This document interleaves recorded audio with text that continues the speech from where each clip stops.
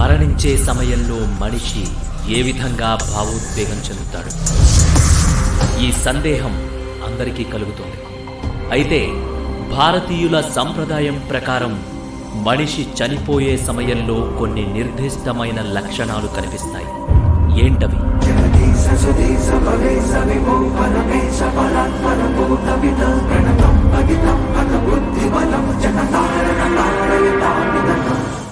శరీరంలో 9 ప్రధాన ద్వారాలు అంటే నవరంధ్రాలు ఉంటాయి. ఎవరైతే తమ జీవితంలో పుణ్యాలు అంటే సకారాత్మక క్రియలు చేసిన వాళ్ళు, శరీరం ఎగువ ద్వారం నుంచి వారి ఆత్మ బయటకు వెళ్తుంది. శరీరం ఎగువ భాగాల్లో కళ్ళు, ముక్కు, నోరు, చెవులు ఉంటాయి. జీవితాంతం సద్గుణమైన పనులు చేయడంలో నిమగ్నమైన వాళ్ళు గొప్ప వ్యక్తులుగా కీర్తి తెచ్చుకుంటారు. వారి ఆత్మలు ఈ ద్వారాల గుండా బయటకు వెళ్తాయి. మరణించే సమయంలో వారి ఆత్మ ముక్కు నుంచి బయటకు వస్తే ముక్కు కొంచెం వక్రంగా మారుతుందని నమ్మకం. కళ్ళు నుంచి బయటకు వస్తే కళ్ళు మూసుకోరు. చెవి నుంచి ఆత్మ బయటకు వస్తే చెవి పైకి లాగినట్లు కనిపిస్తుంది. నోరు నుంచి అయితే నోరు తెరుచుకుని ఉంటుంది. ఇవి కేవలం ఊహలు కావు.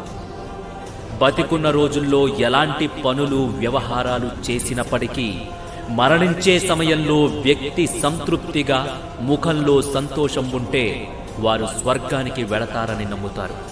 ఇదే సమయంలో తప్పు లేదా పాపం చేసిన, పాపాత్మక చర్యలకు పాల్పడిన వారి ముఖంలో మరణ భయం స్పష్టంగా కనిపిస్తుంది. మరణ భయంతో చనిపోయిన వారు నరకానికి వెళతారు.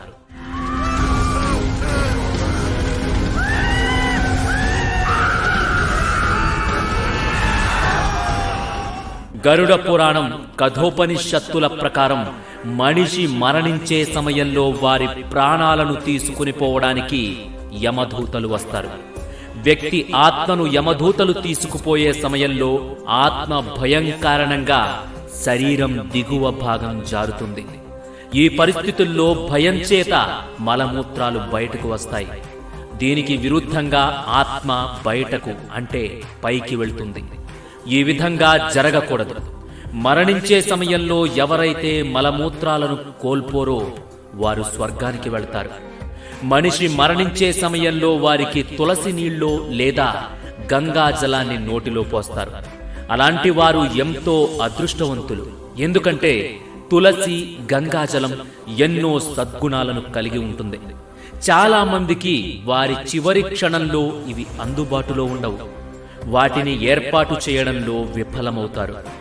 వ్యక్తుల ఆఖరు క్షణాల్లో వారు కళ్ళు మూసుకోవడం లేదా ఏం కనిపించకపోవడం జరుగుతుంటుంది. ఇలాంటి సమయంలో వారికి నలుపు రంగు దుస్తుల్లో వచ్చిన యమదూతలు మినహా మరేం కనిపించవని అంటూ ఉంటారు. అయితే సత్పురుషులు, జీవితంలో మంచి పనులు ఎక్కువగా చేసిన వారికి మాత్రం ఈ విధంగా జరగదు.